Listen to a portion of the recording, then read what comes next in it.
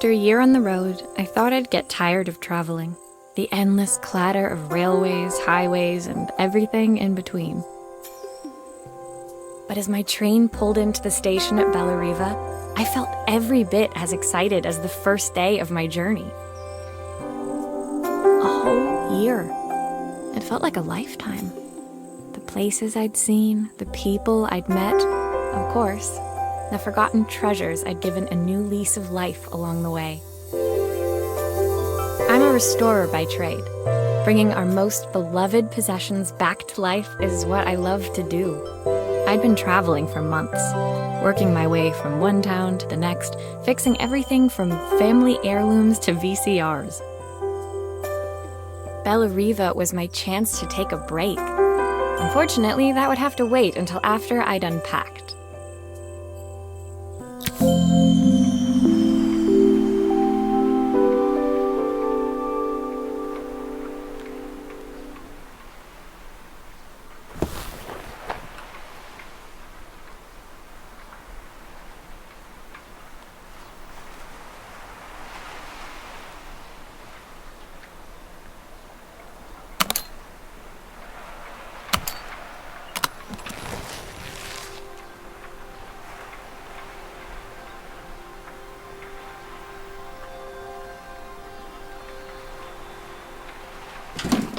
The tools of my trade.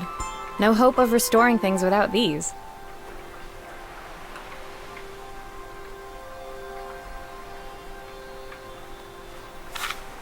My parents took this after I made my first repair. Seems like a lifetime ago.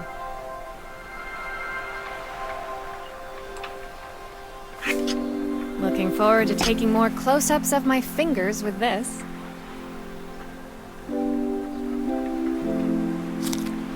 Who doesn't love a scrunchie? Practical and stylish. I'll hand these out once I'm settled in. Fingers crossed they get me some work. My favorite overalls. These will never go out of style. My passport. Not many blank pages left now. I picked up these sunglasses on my last stop. Hopefully I'm cool enough to pull them off. I saw a guitarist wearing these at a show once. Rock and roll repair woman, at your service.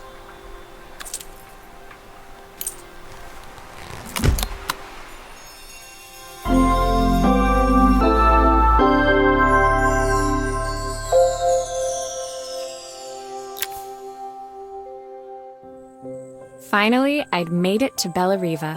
I'd come for the food festival, taking place in a few days' time. After living off TV dinners and instant ramen for the last few months, I was craving a decent meal. Of course, I'd need to earn enough money to pay for it, so I figured I'd head out the next day and find some work. My parents never wanted me to go. They wanted me to stay in their shop and have a simple, stationary life. I knew there was a world out there, beyond the four walls of our antique store, that I had to be a part of. I daydreamed constantly about the weird and wonderful places each of our antiques came from. I loved figuring out their stories, revealing the memories hidden beneath the screws and wires. My story in Bellariva began with a little girl, and a voice she was longing to hear.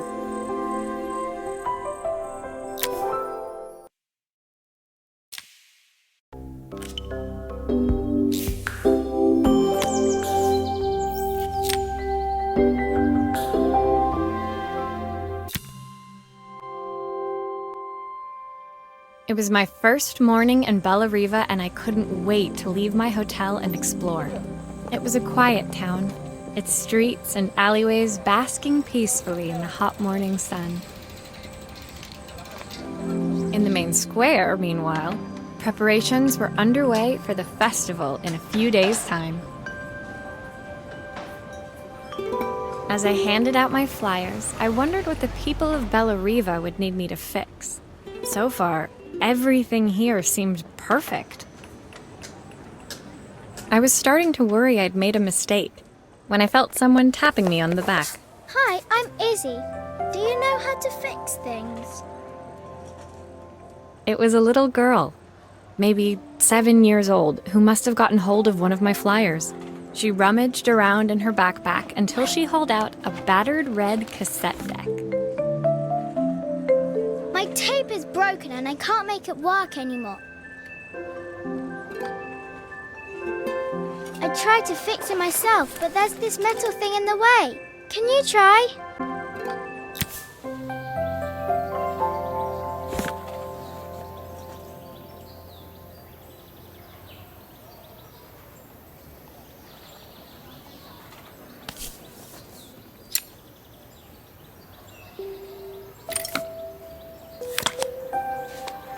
Aha!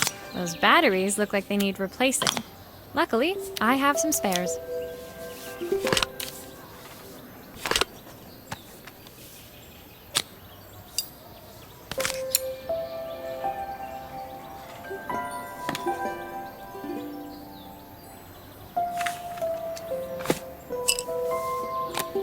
Why did you do that? How did you do that? I didn't see.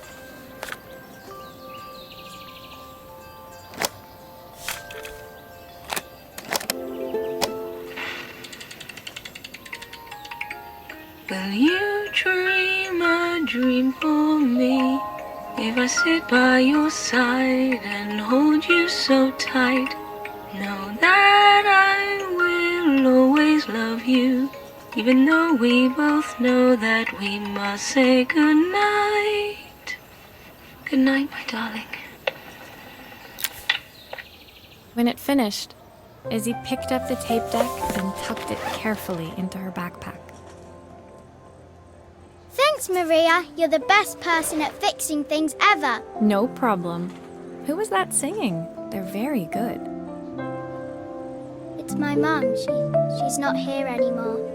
Izzy trailed off. It was the kind of silence a cassette tape would never be enough to fill.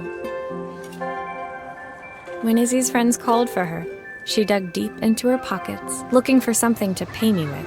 Eventually, she produced a grand total of a stick of gum, 3 mismatched buttons, and a yo-yo. I usually preferred a check, but Izzy looked so serious, I wrote out a full receipt. She seemed like a happy kid, but beneath it all, part of her life had been shattered. A part I wouldn't be able to fix.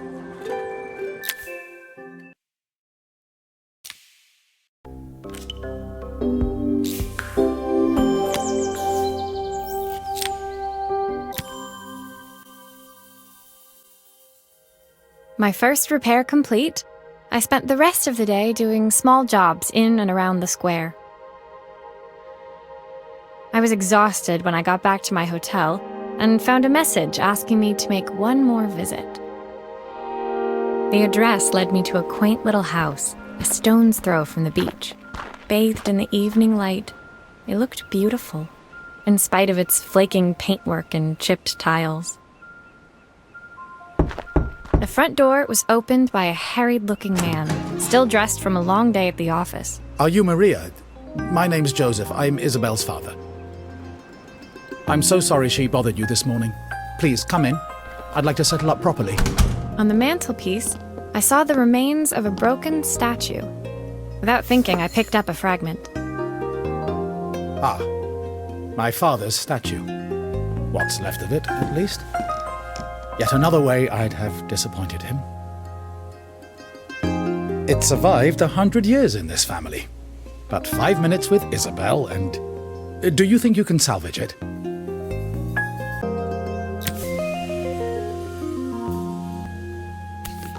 Will you be able to see the glue afterwards? I don't want people seeing the cracks.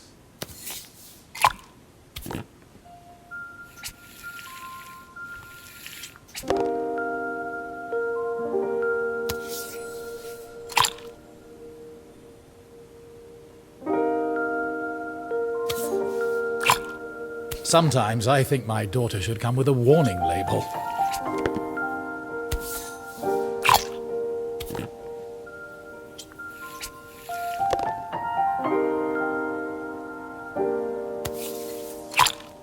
Is this glue really strong enough to hold everything together?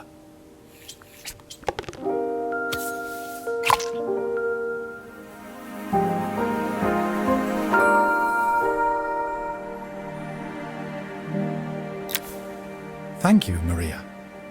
It looks as perfect as it ever did. My father wanted me to make something of myself. He didn't have time for anything less. As Joseph put the statue back on the shelf, it nudged against the family portrait stood proudly next to it. So he was Bellariva's mayor. And that was Izzy's mom. They must both miss her so much. Sorry, I'm a little tired. I've been working late getting things sorted for the festival. There's only a few days to go. Looks like I'll be working late. Again? When I told my parents I wanted to leave, they always found an excuse to be busy, to avoid talking about it. I guess keeping themselves occupied was their way of pretending it wasn't happening. Joseph's work must have been taking up so much of his time. But maybe that was what he wanted. I just hoped he was finding enough time for Izzy, too.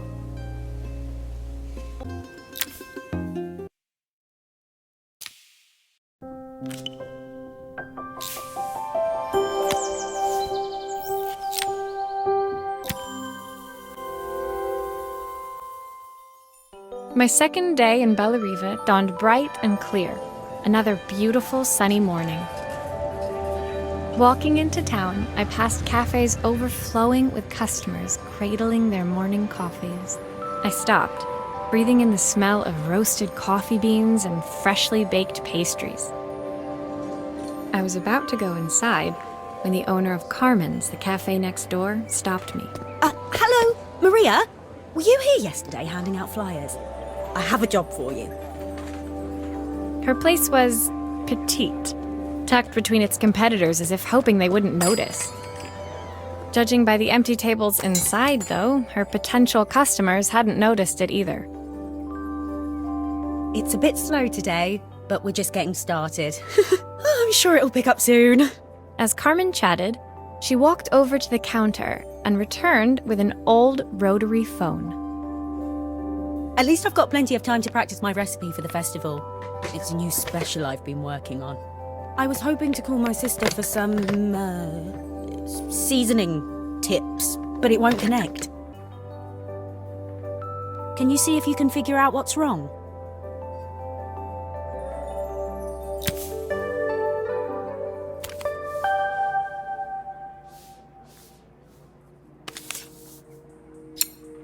Obviously, we'd normally be much busier than this.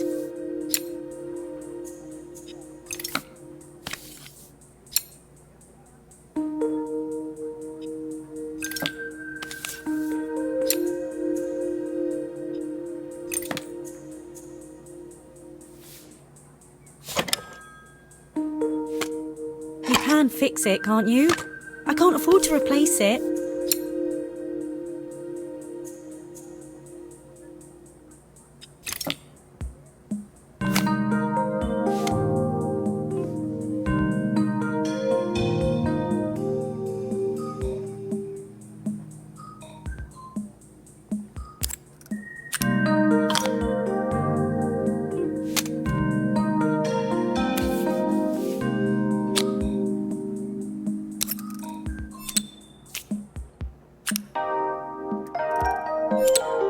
Looks like this new circuit board is all hooked up.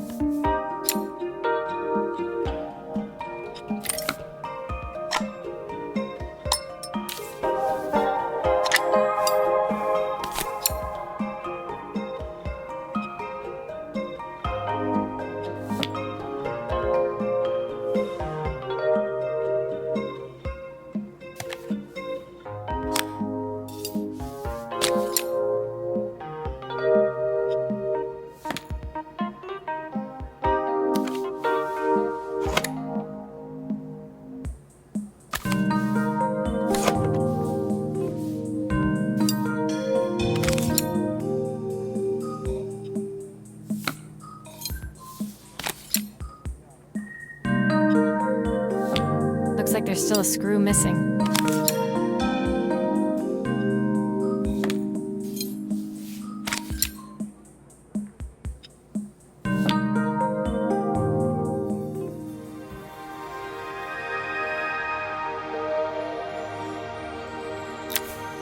When I handed the phone back to Carmen, she seemed almost reluctant to take it from me. So it's all working now, is it? I don't have to leave it to dry or let it cool down? Nope, it's ready to go. It'll be ringing off the hook in no time. That's if I can pay my phone bill, anyway. And the rent, and the suppliers. Anyway, take a seat and I'll be right with you. Your coffee's on the house. I sat at one of the empty tables, while at the counter, Carmen had started dialing the phone. Hello? How's my favourite sister doing today? As she talked, Carmen became more and more tense. This didn't seem like a call for some cooking advice. I know I still owe you from last time, but I can't afford to take part in the festival if I don't pay. I could almost feel the eye roll at the other end of the line. You don't need to be here, though. Can't you just put the check in the post? When the call ended, Carmen brought me my coffee, her hands trembling. Sorry about that. My sister's decided to fly in for a visit. Oh God, I have to get ready. Actually, I might have another job for you. Can you come by tomorrow?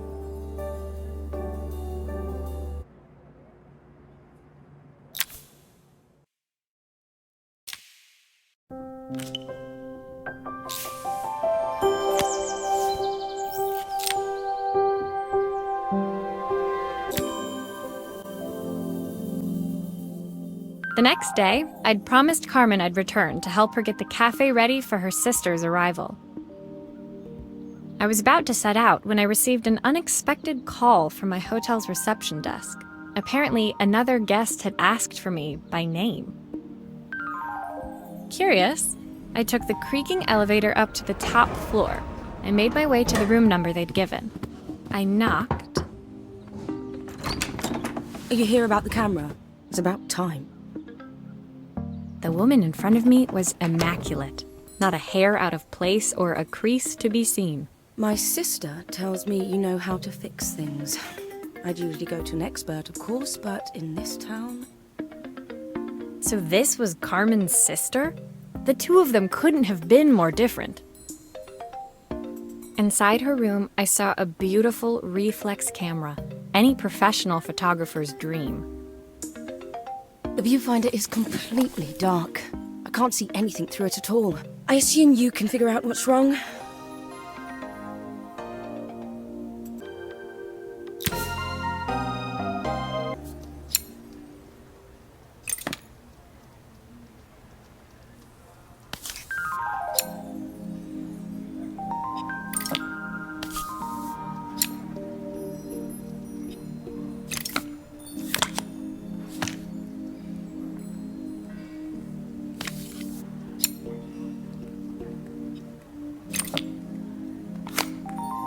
I don't suppose you've fixed anything this valuable before.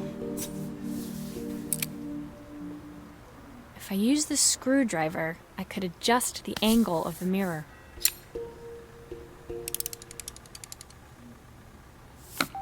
Perfect. Now the viewfinder should be working.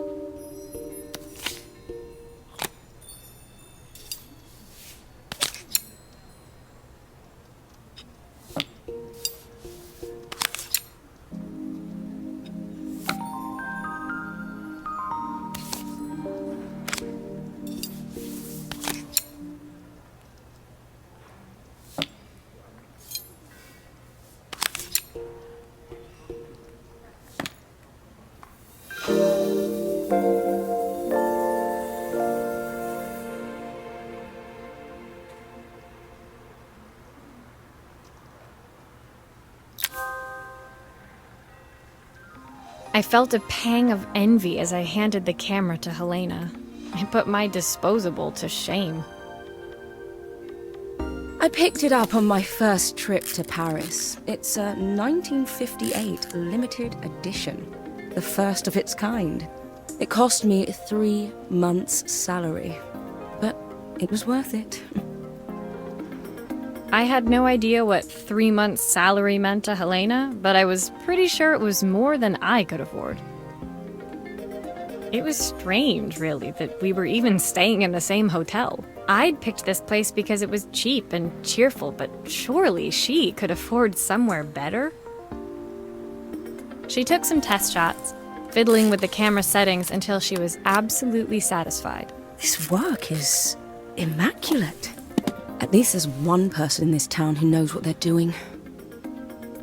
Sending you to me might be the first thing Carmen's actually gotten right. I wondered why Helena had bothered coming if she thought so little of her sister. I hear nothing from her for weeks, and then when she finally does call me, all she wants is money.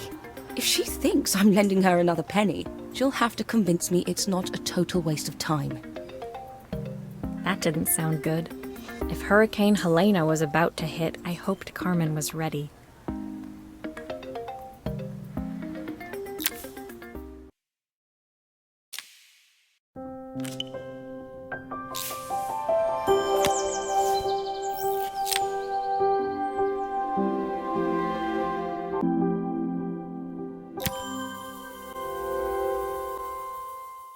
The sun was setting over Bellariva by the time I reached Carmen's cafe.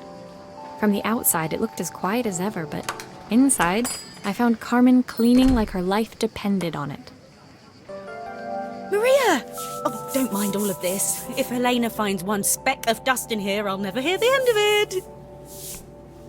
Carmen seemed pleased to see me, but I sensed the fidgeting tension beneath each sweep of her mop. Trying to live up to the standards of someone like Helena seemed like an impossible task. I hope you didn't mind fixing the camera for her. She was furious when it broke. I really need this to go well. If she doesn't lend me the money, I don't know how long I can keep this place going. Carmen led me to a back room, where she'd laid out the components of what looked like a neon sign. I had this made when I first opened the cafe, but I'm hopeless with electronics. So there was supposed to be a sign outside. This might explain the lack of customers. I'd like to put it up before Helena gets here. Can you give it a try?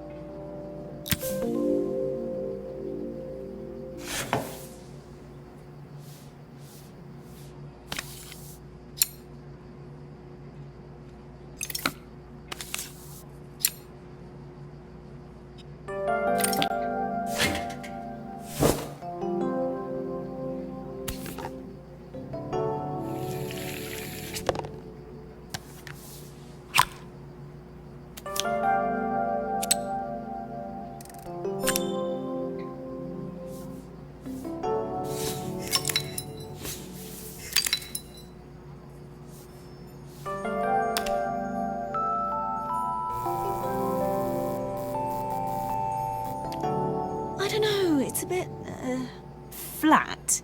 Maybe if it flashes, it'll really catch people's eye. Great idea! I think I have a spare part that could do that.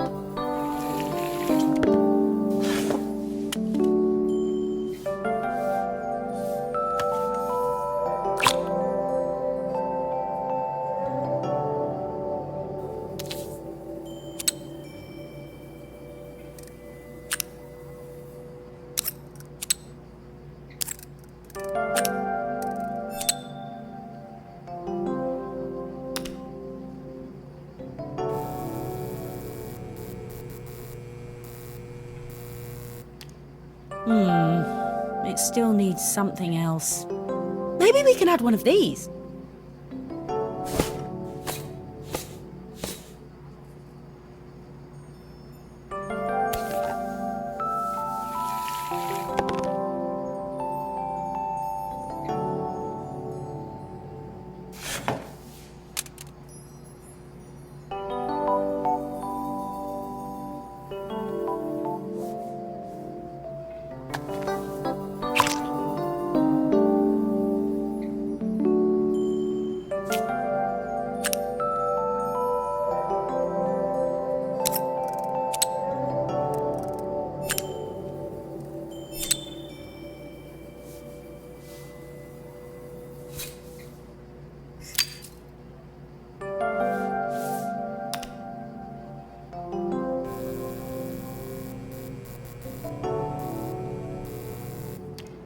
It works!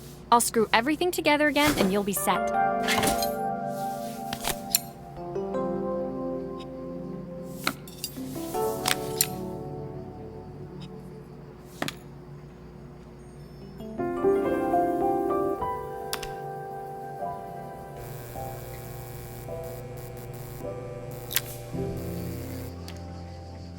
The sign fixed, we headed outside and mounted it carefully over the cafe door.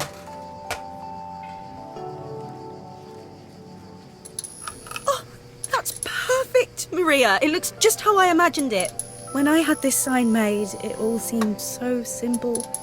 Oh, I can't believe I might have to give it all up. I hope I've done enough. The smile froze on her face as she spotted something over my shoulder. I turned to see. Of course, my sister owns the only cafe in this entire town that isn't actually open. For better or worse, Helena had arrived.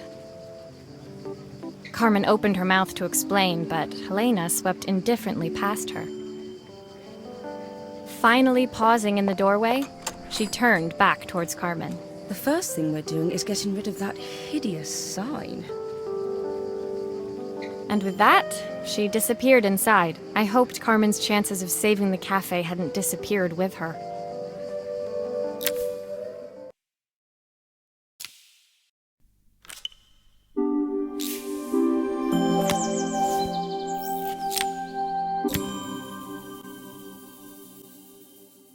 It was the day before the festival, and the whole town was busy getting ready.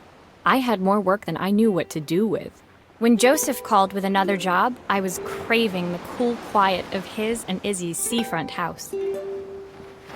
I'd barely reached their front door when I heard someone calling me. Psst, Maria, I need your help. Quickly, it's top secret. It was Izzy, peeking out from the side of the house. She beckoned for me to follow her. She led me through to a beautiful, unruly garden overflowing with flowers of every color. Nestled among them was a playhouse, its doorway almost completely obscured by a towering rose bush.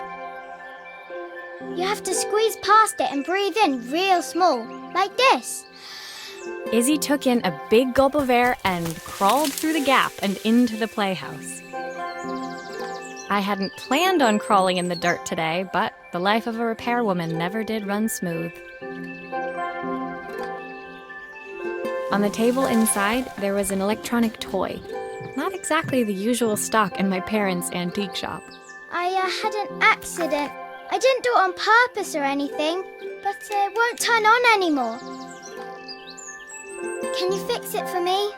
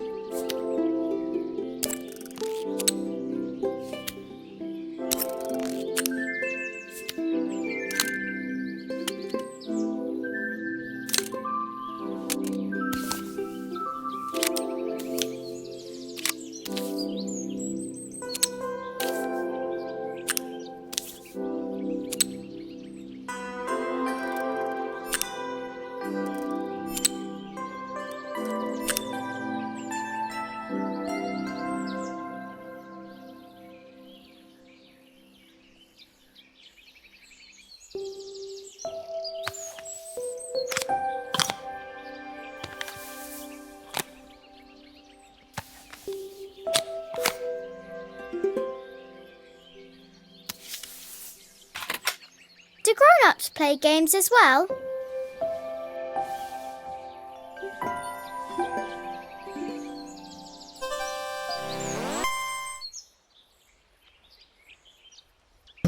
you show me how to play? I tried before, but it was so hard.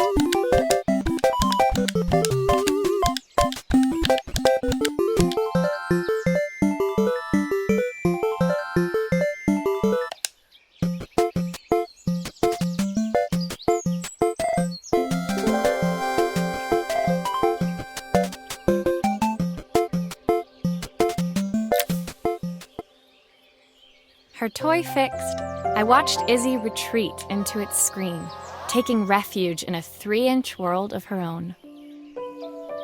Well, I'd better head inside. Your dad is waiting for me. Please don't tell him about the game. He'll think I broke it on purpose. Why would he think that? Because, well, I kind of dropped it. Really hard. At the wall.